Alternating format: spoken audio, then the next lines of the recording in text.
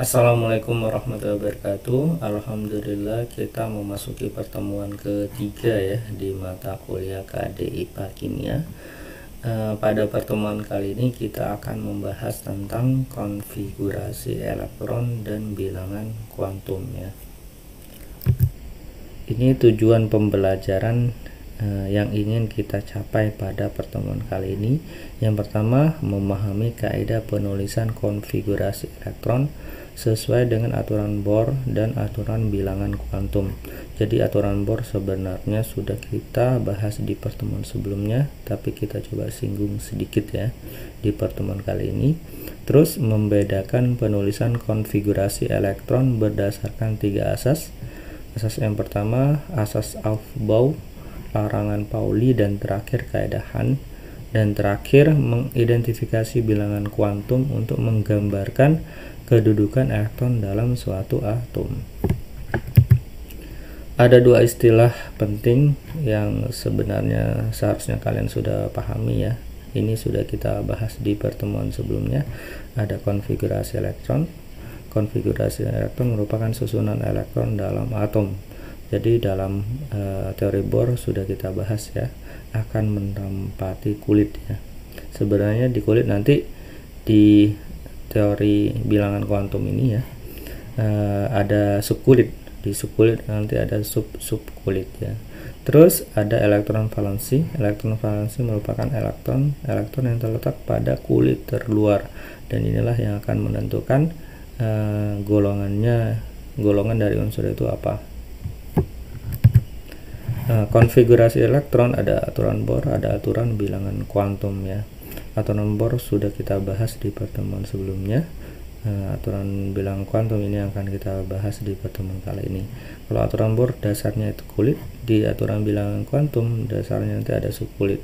Di dalam subkulit ada subkulit nanti. Yang pertama kita bahas konfigurasi elektron Bohr.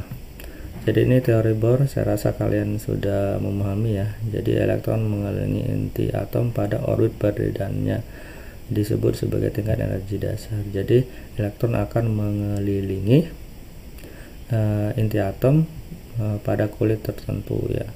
Ada kulit K, L, M, N, dan seterusnya, dan masing-masing kulit mempunyai tingkat energi tertentu.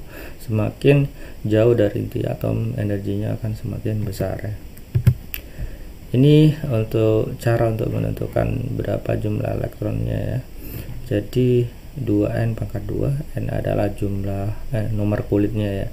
Misalkan di sini nomor kulitnya ada K, L, M, N. K itu 1 ya, tinggal masukin rumus, hasilnya 2 elektron. L juga sama, hasilnya 8 elektron. Sedangkan M itu ya berarti 3 ya. 2 kali 3 pangkat 2, 3 pangkat 2 itu 9, 9 kali 2 18, dan seterusnya. Dan di sini ada aturan, jika pada kulit ke M tidak mencapai 18, maka akan mengisi 8 terlebih dahulu. 8 itu kan L ya, jumlahnya sama dengan L. Jadi kalau nggak penuh, kita isi sama dengan kulit sebelumnya, baru sisanya diisi ke kulit selanjutnya, yaitu kulit ke N ya. Oke, begitu juga ke N. Jika pada kulit N jumlahnya tidak penuh 32 ya, maka mengisi 18 dulu, sisanya baru diisi kulit setelah N ya. Misalkan untuk lebih jelasnya, ini yang saya maksudnya ya, yang saya maksudkan ada kalium. Kalium itu jumlah elektronnya ya, itu 19. Konfigurasinya seharusnya kan 28, udah 10 tinggal 9 kan.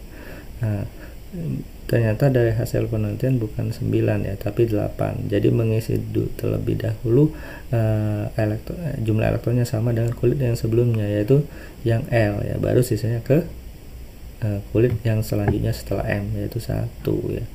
Berarti kalau karena kulit yang terisi kan ada 4 ya, 1, 2, 3, 4. Berarti periodenya ada periode keempat.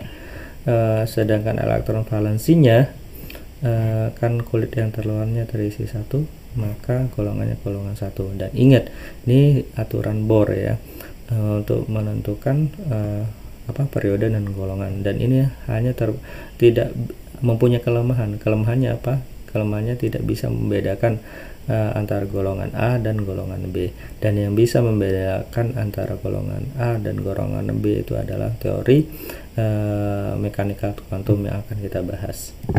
Selanjutnya kita memasuki subbab kedua ya, yaitu bilangan kuantum. Jadi di sini diperlihatkan teori mekanika kuantum yang dikemukakan oleh Schrödinger dan Heisenberg ya.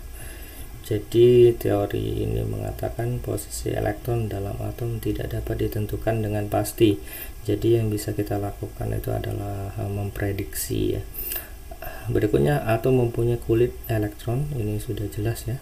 Setiap kulit elektron memiliki subkulit ya, dan setiap subkulit memiliki sub-subkulit ya. Jadi kalau teori Bohr itu hanya terbatas pada kulit aja ya, tetapi pada teori mekanika kuantum selain kulit ada subkulit, dan pada subkulit ada sub-subkulit ya.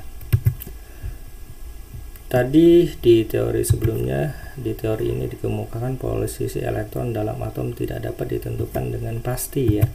Nah, karena tidak dapat ditentukan secara pasti, berarti kita memprediksi. Bagaimana caranya memprediksi? Itu dengan cara menggunakan bilangan kuantum ya.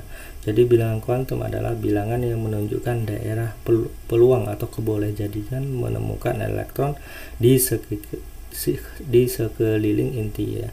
Dan di sini bilangan kuantum yang dikemukakan oleh Schrödinger itu ada 4 ya. Ada bilangan kuantum utama, ini adalah kulit ya. Ada bilangan kuantum azimut, ada bilangan kuantum magnetik, dan terakhir bilangan kuantum spin. Dan ini akan kita bahas secara detail ya. Oke, yang pertama bilangan kuantum utama. Bilangan kuantum utama ini disebut juga dengan kulit ya. Ada kulit ke-1, 2, 3, 4, 5. Kulit ke-1 kita sebut sebagai K, kulit kedua kita sebut sebagai L, dan seterusnya ya. Dan jumlah elektron maksimal seperti yang sudah kita pelajari di pertemuan sebelumnya, yaitu 2n pangkat 2 ya. Elektron berikutnya, elektron yang berada pada orbit yang sama mempunyai tingkat energi yang sama. Jadi elektron yang berada pada kulit yang sama ya, mempunyai energi yang sama, tetapi kalau berbeda itu akan berbeda juga tingkat energinya. Semakin jauh dari inti atom, maka energinya akan semakin besar. Selanjutnya kita memasuki bilangan kuantum kedua ya, yaitu bilangan kuantum azimut atau yang dilambangkan dengan L. Jadi bilangan kuantum azimut ini menunjukkan jumlah subkulit dan jenis subkulit. Jadi kalau bilangan kuantum utama menunjukkan kulit, kalau ini lebih kepada subkulit. Jadi di kulit ada subkulit ya. Nilai bilangan kuantum azimut atau L bisa ditentukan dengan rumus seperti ini ya. 0 sampai dengan n-1. Ingat, n itu apa? N itu adalah bilangan kuantum utama ya. Oke, untuk lebih jelasnya seperti ini ya. Jadi di sini ada kulit ke K, L, M, N ya. Nilainya kalau K kan 1, L 2, M 3, dan N itu 4 ya. Sedangkan nilai L-nya itu bisa ditentukan dengan rumus ini, 0 sampai dengan n-1. Misalkan ya, pada kulit ke K, nilai I-nya berarti kan pada kulit K nilai N-nya kan 1, berarti 0 sampai dengan 1 dikurangi 1. 1 dikurangi 1 ya 0 ya, berarti 0 sampai 0. Ya, nilai L-nya itu adalah 0 ya. Oke, bisa dipahami ya. Terus kulit ke L ya. Kulit ke L nilai N-nya kan 2, berarti kan 0 sampai dengan 2 min 1, berarti 0 sampai dengan 1, berarti cuma ada 0 sama 1 ya nilai L-nya ya. Sedangkan pada M ya, oke, ini contoh terakhir ya. M kan nilai N-nya 3, berarti nilai bilangan kuantum azimutnya atau L berarti 0 sampai dengan 3 dikurangi 1, berarti 0 sampai dengan 2. Berarti ada 0 sampai 2, berarti nilainya 0, 1, 2. Begitu juga dengan N, caranya sama dengan yang tadi saya jelaskan. Oke, bisa dipahami ya. Oke, di sini seperti yang tadi saya sebutkan, bilangan kuantum azimut selain menunjukkan jumlah subkulit ya, juga menunjukkan jenis subkulit ya. Oke, pada kulit ke A ya, jumlah subkulitnya cuma ada satu ya, ini ya, 0 aja ya. Pada kulit ke L jumlah subkulitnya ada 2. Pada kulit ke M jumlah subkulitnya ada 3. Pada kulit ke N jumlah subkulitnya ada 4. Nah, itu jumlah subkulit ya. Nah, sekarang kalau jenis subkulit ini, kalau 0 kita simbolkan dengan S ya. Kalau 0 kita simbolkan dengan S. Kalau 1 kita simbolkan dengan P. Kalau 2 kita simbolkan dengan D, dan seterusnya ya. Oke, kalau di sini 1S. Jadi jenis subkulit pada kulit ke K itu adalah 1S. Kenapa 1S? Nah, ini nilai L-nya kan 0, sedangkan 1 itu berasal dari kulit ke berapa ya. Karena K itu kulit ke 1 berarti 1S. Yang L ya kan tadi ada 0, ada 1. 0 kan S, 1 itu P. Nah, notasi 2-nya itu berasal dari itu kulit ke berapa. Kalau ini kulit kedua berarti 2S, ini 2P, dan seterusnya seperti itu. Misalkan di sini ya, pada kulit ke N itu kan nilai I-nya ada 0, 1, 2, 3. 0 adalah S ya, 1 adalah P, 2 adalah D, 3 adalah F. Sedangkan 4 ini berasal dari notasi itu kulit ke berapa. Kalau N itu kulit keempat berarti ada 4S, 4P, 4D, 4F ya. Selanjutnya kita memasuki bilangan kuantum ketiga ya, yaitu bilangan kuantum magnetik atau yang disimbolkan dengan M ya. Jadi kalau tadi bilangan kuantum azimut atau L ya, itu melambangkan jumlah subkulit dan jenis subkulit. Kalau bilangan kuantum magnetik atau M itu menunjukkan orbital khusus yang ditempati elektron pada suatu subkulit. Jadi orbital ini kata lainnya adalah subkulit ya. Dan bagaimana caranya menentukan nilai bilangan kuantum magnetik atau M? Caranya itu ini ya, minus L sampai dengan L ya. L itu apa? L itu bilangan kuantum azimut ya.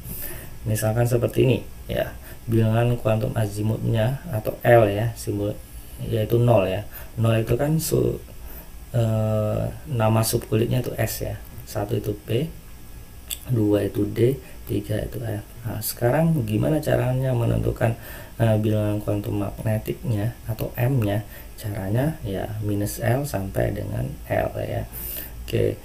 Kalau S kan nilainya 0, berarti kan minus 0 sampai dengan 0 ya, nilainya tetap 0 dong ya enggak. Berarti di sini hanya mempunyai satu orbital atau satu subkulit. Jadi saya ulangi lagi ya. Jadi pada subkulit ke S ya, dia mempunyai satu orbital atau satu subkulit ya. Oke, sekarang ke P atau subkulit ke P atau bilangan kuantum azimutnya itu 1 ya. Oke. Kalau 1 berarti kan minus 1 sampai dengan 1. Berarti minus 1 sampai dengan plus 1. Berarti minus 1 habis minus 1 kan 0, baru ke plus 1 kan. Berarti di sini ada berapa? 1, 2, 3. Berarti ada 3 orbital, ada 3 subkulit. Jadi pada subkulit ke P itu mempunyai 3 subkulit ya. Ya, atau mempunyai orbital sebanyak 3. Terakhir ya, saya kasih contoh lagi. Pada subkulit ke F, F kan nilai L-nya 3 ya. Berarti minus 3 sampai dengan 3. Ada minus 3 sampai dengan plus 3. Ada minus 3, habis minus 3, minus 2, minus 1, 0, baru positif ya. 1, 2, 3 ya. Jadi kalau kita lihat, kita hitung coba ya. 1, 2, 3, 4, 5, 6, 7. Berarti pada subkulit ke F atau L3 itu mempunyai bilangan kuantum, mempunyai jumlah orbital 7 atau mempunyai jumlah subkulit sebanyak 7. Selanjutnya kita memasuki bilangan kuantum terakhir, yaitu bilangan kuantum spin atau yang disimbolkan dengan S ya. Jadi elektron dalam orbital itu adalah subkulit ya. Ternyata itu berotasi atau berputar ya. Arah rotasi elektronnya bisa searah atau bisa juga berlawan arah dengan jarum jam ya. Kalau misalkan ini ya, searah dengan jarum jam, kita simbolkan dengan S-nya plus setengah ya, atau bisa dilambangkan juga dengan arah panah ke atas ya. Kalau berlawanan dengan jarum jam, maka simbolnya ke bawah atau S-nya sama dengan -1/2. Oke, saya kasih contoh seperti ini. Subkulit ke P, dia mempunyai jumlah orbital 3 ya enggak, -1, 0 sama 1 ya.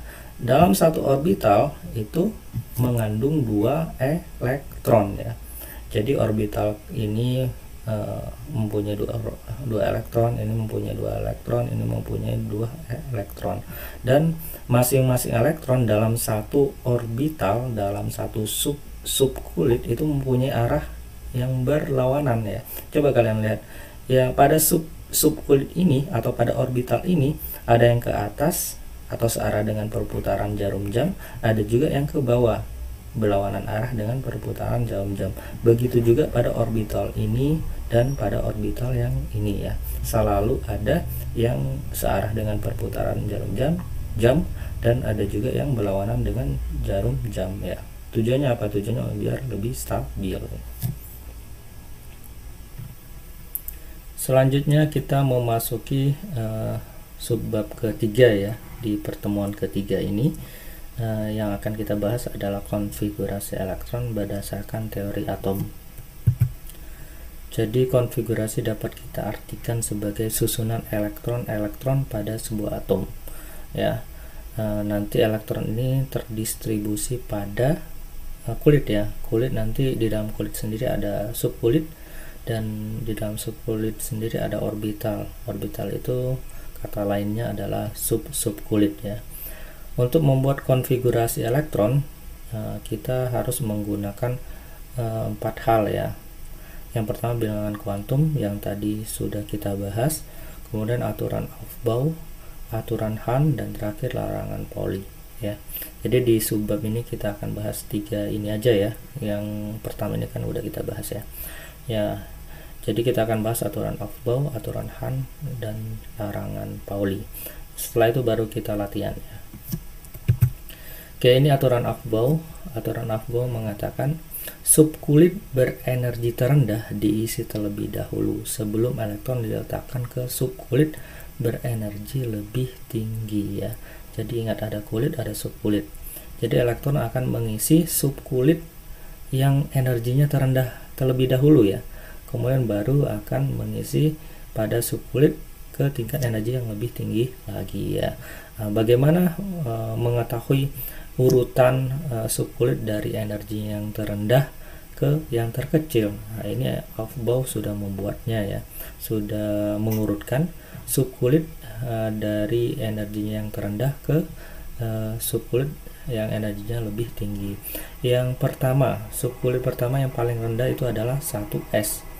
Nah, kalian tinggal ikutin arah panahnya ya. Yang kedua 2S, setelah itu 2P, setelah itu 3S, setelah itu 3P, kemudian 4S, kemudian 3D, 4P, dan 5S ya, dan seterusnya sesuai dengan aturan Aufbau ini. Jadi kalian tinggal melihat atau mengikuti urutan panahnya ya.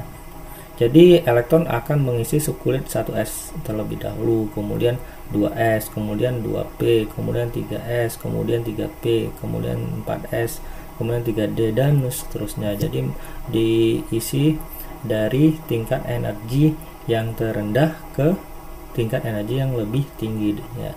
Bagaimana mengetahuinya? Mengetahuinya dengan menggunakan ini ya, yang sudah dibuat oleh Aufbau. Selanjutnya kita memasuki aturan Hahn ya. Jadi aturan Hahn ini mengatakan setiap orbital diisi oleh elektron tunggal sebelum diisi pasangan elektron ya. Jadi untuk lebih jelasnya bisa kalian lihat di gambar depan ya. Ini adalah contoh orbital pada subkulit ke P ya. Jadi pada subkulit ke P mempunyai 3 orbital, minus 1, 0 sama 1 ya. Misalkan di sini ada 2 elektron yang akan mengisi pada orbital subkulit ke P ya.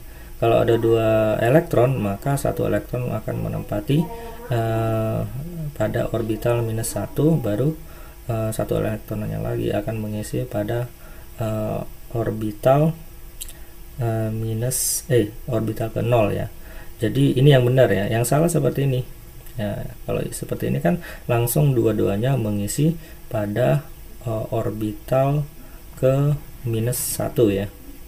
Ini maksud dari pernyataan pertama. Pernyataan kedua, semua elektron tunggal yang mengisi orbital akan mempunyai spin yang sama. Semua elektron tunggal yang mengisi orbital akan mempunyai spin yang sama. Spin itu maksudnya arah ya. Coba kalian perhatikan, 2 elektron yang mengisi ini arahnya sama. Ini sama ya. Jadi kalau masih berupa tunggal itu arahnya sama semua. Tetapi kalau udah berpasangan, seperti ini berpasangan, maka arahnya itu berbeda. Ini akan berbeda, ini akan berbeda ya. Kayak gitu maksudnya. Selanjutnya adalah larangan Pauli. Jadi larangan Pauli menyebutkan 2 elektron yang menempati satu orbital yang sama harus mempunyai spin yang berbeda ya. Jadi orbitalnya sama, spinnya harus berbeda. Misalkan saya kasih contoh seperti ini. Ini satu orbital ya, diisi oleh 2 elektron. 1 elektron ke atas ini menandakan searah dengan perputaran jarum jam, sedangkan yang ke bawah itu berlawanan arah jarum jam. Jadi harus berbeda arahnya ya. Sedangkan yang salah yang seperti ini, dua-duanya berlawanan arah dengan jarum jam, sedangkan ini searah dengan jarum jam. Jadi dalam satu orbital harus mempunyai arah yang berbeda ya. 2 elektronnya harus mempunyai arah yang berbeda. Selanjutnya kita bahas contoh soal ya. Jadi di sini kita diminta untuk menentukan bagaimana konfigurasi elektron dari Na.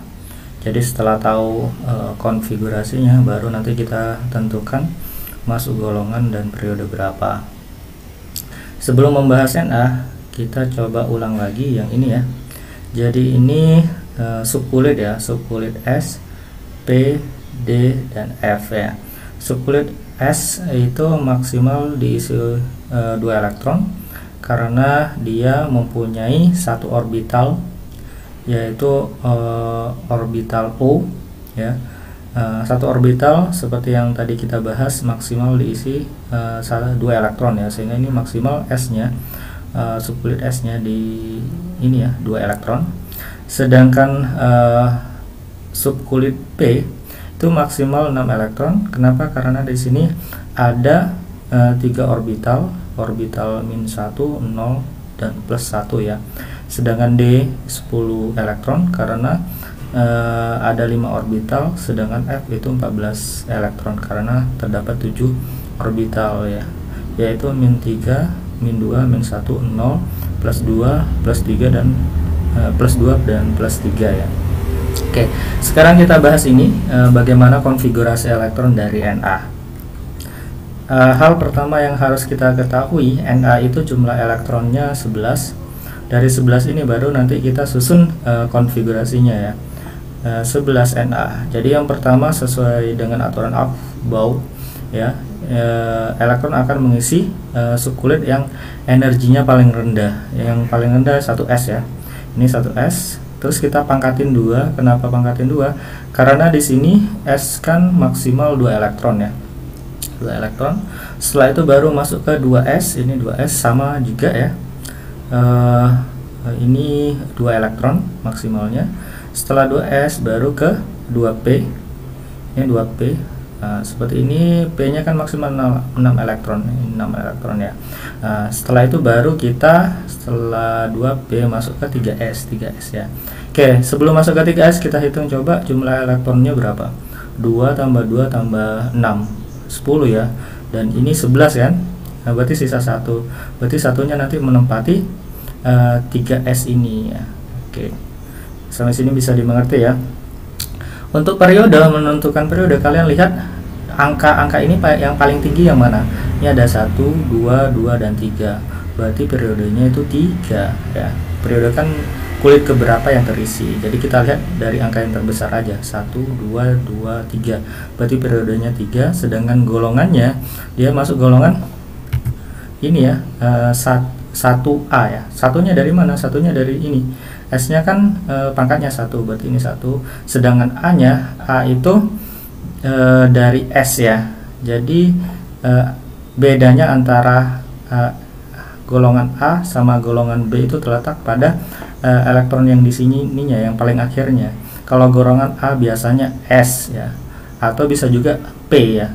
Jadi bisa S atau P, S dan SP ya gitu ya. Sedangkan golongan ini, golongan B biasanya bukan S dan bukan P ya, tapi biasanya untuk golongan B itu biasanya terisi nanti D ya, yang D ya, subkulit D. Coba nanti kita lihat ya lebih jelasnya.